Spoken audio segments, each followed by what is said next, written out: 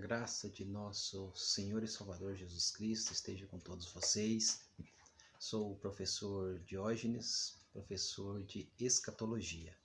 Vocês que já me conhecem, então vocês já sabem da nossa matéria. Vocês que são novos aqui, mais uma vez, sejam muito bem-vindos. Nós vamos falar sobre esse conceito teológico, agora chamado amilenismo. Vocês lembram que na aula passada nós falamos sobre a questão, o que significa escatologia, escatos mais logia, que significa tratado das últimas coisas, estudos das últimas coisas, estudando o tempo do fim e o fim dos tempos. Então, escatologia é isso, e nós vamos estudar os sistemas escatológicos agora os mais difundidos em todo o mundo. Quais são eles? O amilenismo, o pós-milenismo, o pré-milenismo e o dispensacionalismo, que é o que nós, a Assembleia de Deus, defende. Não sei se todos vocês são assembleanos, mas todos aqueles que professam o pentecostalismo e também o neopentecostalismo, na sua grande maioria, são dispensacionalistas. Com alguns que são pré-milenistas e alguns muito poucos que são muito reduzidos são amilenistas, e nenhum que, pelo menos que eu conheço, que são pós-milenistas. Então, para nós entendermos quais são, que conceitos são esses e por que existem esses conceitos, por que existem essas diferenças, eu tentei explicar um pouco numa questão, vou tentar reiterar novamente para que vocês fiquem entendendo. Porque muitas pessoas fazem a seguinte pergunta, principalmente quem vai começar a laborear e fazer perguntas para vocês que agora estão na academia. Por que a Bíblia é uma só, mas tem várias maneiras de ler, principalmente nessa questão do tempo do fim e do fim dos tempos? Bom, na verdade, aquilo que nós podemos falar que é peculiar, do que é essencial, nós pensamos igualmente. Nós pensamos com em uníssono, um pensamento único, um pensamento ali voltado para aquilo que é fundamental. Então, os que nós temos as divisões são nos pormenores.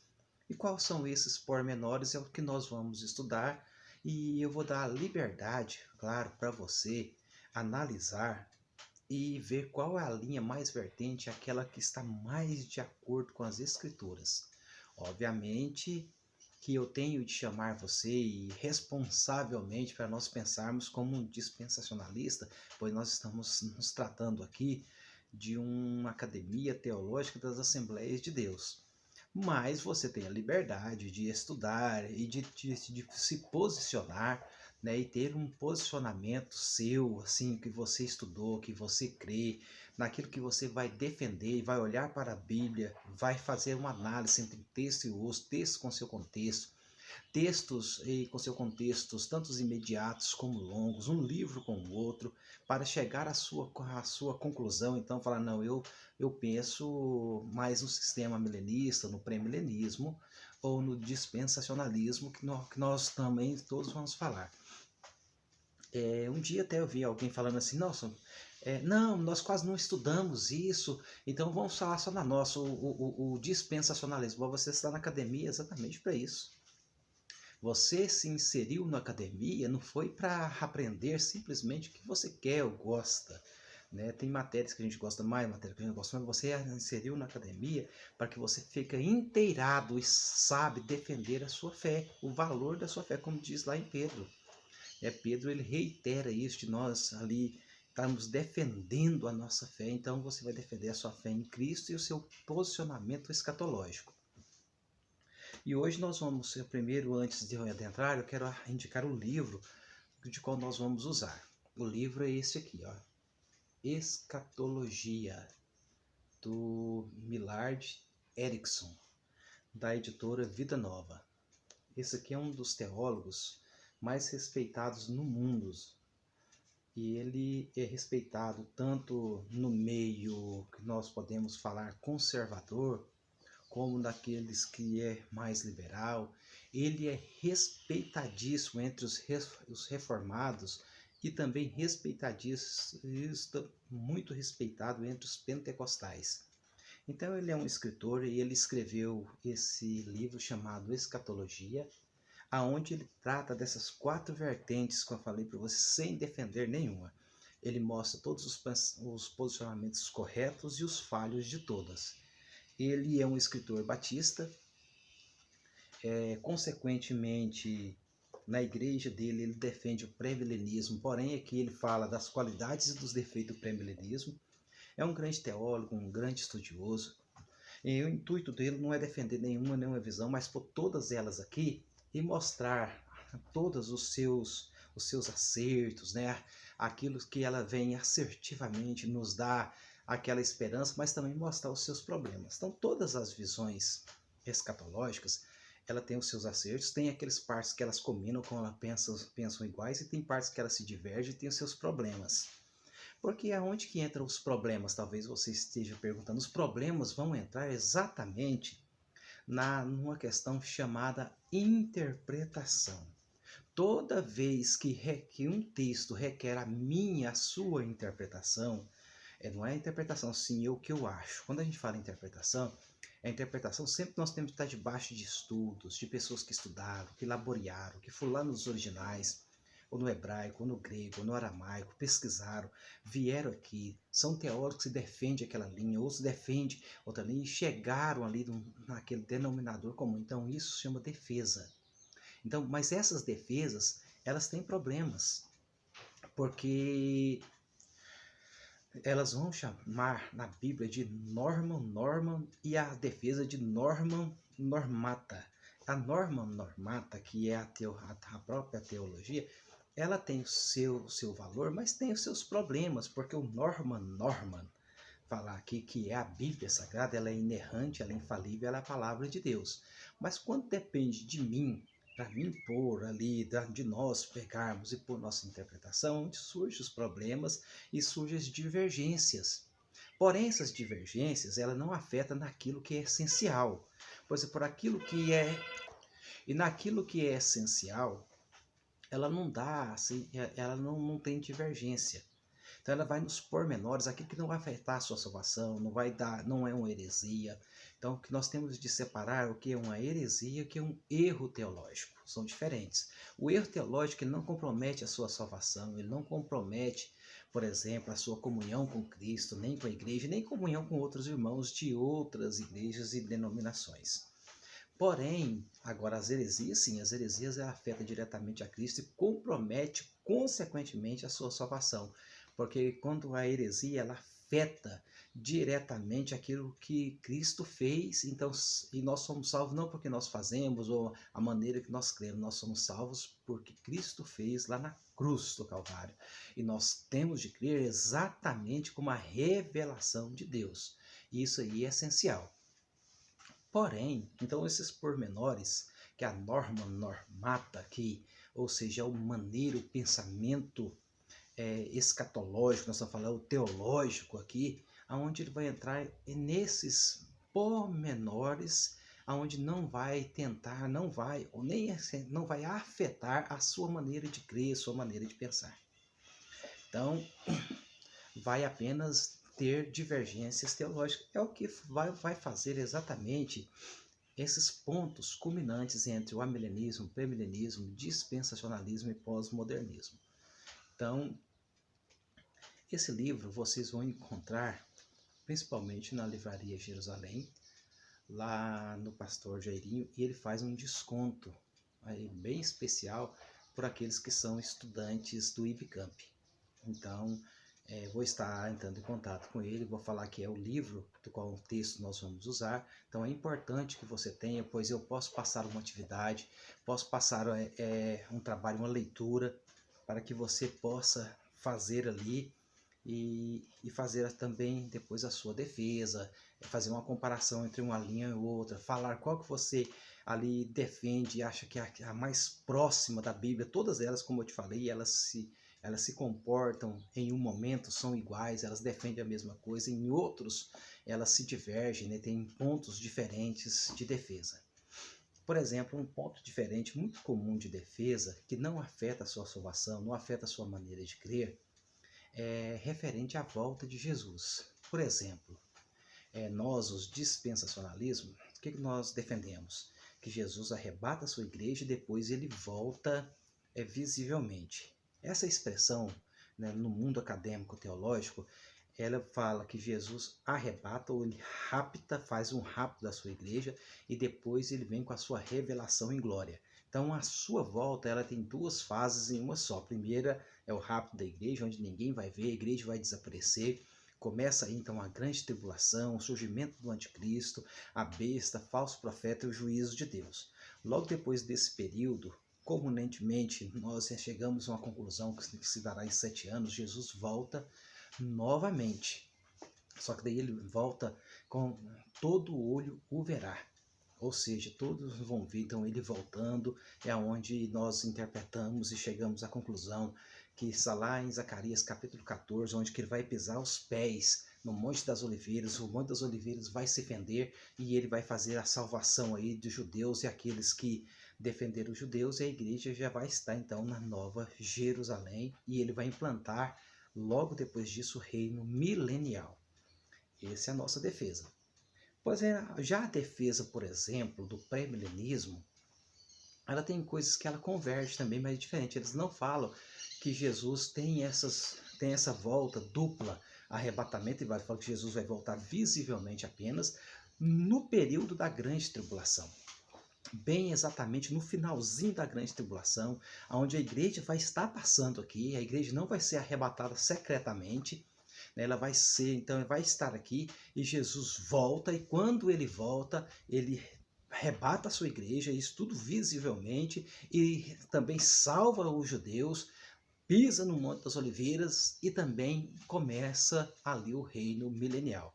Viu que algumas coisas são iguais, outras diferentes. O amilenismo, por exemplo, ele já pensa que também a volta de Jesus vai ser única e visível, não vai ter um rapto secreto da igreja, Jesus vai vir visivelmente, vai vir no período da grande tribulação. A grande tribulação, quem vai estar sofrendo e passando todas as agruras será a igreja. Esse é o pensamento do amilenismo. O anticristo, na verdade, vai ser o perseguidor da igreja, do povo de Deus.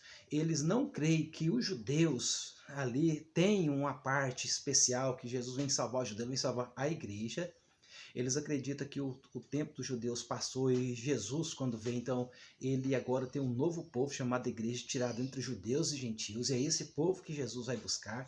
E ele vai vir em glória, visivelmente, arrebatar, e logo depois do arrebatamento da sua igreja, vai se dar então o grande trono branco, o juízo final. E não tem um milênio. Para eles, o milênio já está acontecendo. Para o amilenista, o milênio do qual nós falamos é apenas uma expressão alegórica de tempo indeterminado, aonde vai culminar o seu fim com a volta de Jesus. E Jesus arrebata então a sua igreja visivelmente, joga os ímpios ali fora, já começa o grande trono branco, faz toda a destruição do universo e cria novos céus e nova terra. Então você vê sim que tem pontos convergentes e com pontos divergentes, mas que não afeta a sua salvação. Se Jesus vem antes, durante ou depois da grande tribulação, não interessa, é importante que você creia que ele venha. É isso que ele mandou nós cremos, que ele venha. É isso, então todos nós cremos que Jesus veio, que Jesus morreu, que Jesus ressuscitou, foi assunto no céu, voltará. É isso que é importante. Se você crê, então esses pormenores, eles não te afetam, porém você vai ter de fazer uma decisão analítica, analisar biblicamente qual é essas que está mais próximo aqui das escrituras sagradas, para que você então faça uma defesa fiel. Fiel. É esse que é o ponto importante. Mas uma defesa fiel, como eu te falei, como é um ponto interpretativo teológico, ela não afeta a sua maneira, porque você crê em Jesus. E a Bíblia fala que salva é Jesus. Não essa maneira, se você crê que ele vem antes ou depois, não importa. Importa que você crê que ele virá e que você prega que ele virá. Então, quero que você entenda sobre isso, né? Ponha isso na sua cabeça, que esses pontos pormenores das linhas escatológicas não te afetam. Então, vamos começar. Agora nós vamos começar, então, a nossa primeira aula. Nós vamos falar do amilenismo, que é essa defesa teológica. Vou mostrar aqui para vocês já no livro, para vocês verem aqui o amilenismo, que é onde nós vamos fazer essa defesa. Primeiro, quem são os que defendem o amilenismo, para que você seja inteirado? O principal defensor aqui no Brasil do amilenismo é a Igreja Presbiteriana do Brasil e a Igreja Presbiteriana Independente e igrejas adjacentes. Igrejas ou que saíram da presbiterianas ou que saíram de um meio neo ou pentecostal, mas que se aderiram à visão escatológica deles, que é o amilenismo. Essas são poucos, mas a grande defesa mesmo, assim em massa, é a Igreja Presbiteriana do Brasil. Então, é uma visão um pouco mais simples. O amilenismo ele é mais simples, porque ele descomplica um pouco. Na verdade, ele simplifica, a escatologia deles é bem mais simples, porque eles vão olhar para a escatologia em toda a Bíblia, não apenas em Apocalipse. Mais uma vez, quero reiterar para você que o livro do Apocalipse não é todo escatológico. Ele contém escatologia, mas ele não é todo escatológico. Então, eles vão olhar, eles vão tirar lições espirituais ali para a igreja, para coisas realmente como nós cremos também, que já aconteceram, já se passaram.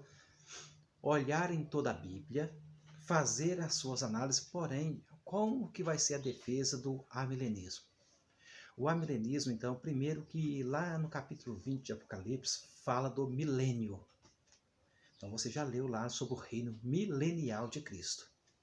O amilenismo ele vai falar o seguinte, que Cristo ele não vai reinar, ele já reina. E ele reina na igreja. Por isso que então eles vão pegar como texto base a própria oração de Jesus. Pai nosso que estás no céu, santificado seja o nome, venha a nós o teu reino. Então, se tem um reino, tem um rei, e esse rei ele já reina. E reina onde? Reina na igreja. Pois eu entendo pelo reino porque o mundo jaz no maligno, mas na igreja, Cristo ele reina e reinará e continuar reinando, vai reinar para toda a eternidade. Então, Cristo não vai ter um período de reino ali do mundo, ele reina na igreja.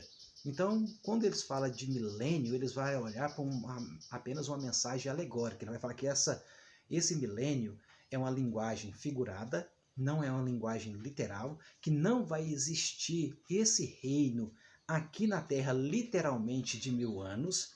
Então, na verdade, milênio é uma linguagem alegórica para significar o tempo da igreja na Terra. Ou seja, então já se passou 2 milênios da igreja na Terra, e então para eles nós estamos vivendo o milênio, que é esse alegórico.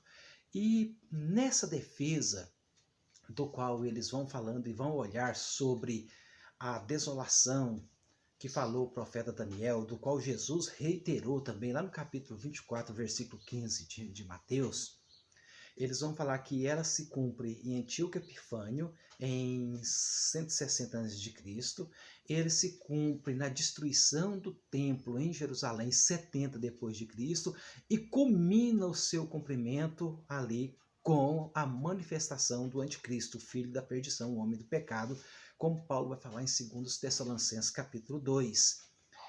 E a igreja vai estar aqui. A igreja vai estar passando por aqui, pois o anticristo, por isso que eu falo anticristo, a luta maior dele vai ser contra o povo de Deus, vai ser contra a igreja. Ele vai surgir esse líder com esse falso profeta, e o alvo dele vai ser exatamente ali perseguir a igreja do Senhor, vai fazer a perseguição. E nesse período todo de perseguição da igreja, aonde a igreja vai ser lipidiada, massacrada, muitos mortos, onde eles vão pegar literalmente que Jesus falava nesse tempo, muitos escandalizarão, serão levados às prisões por causa do meu nome, e vocês vão passar ali por agruras, serem perseguidos, odiados por todos a gente, e então virá o fim. Aí o fim culmina na volta gloriosa de Jesus, onde todo olho o verá. E ali começa. E no próximo vídeo nós vamos dar continuação então nessa visão amilenista.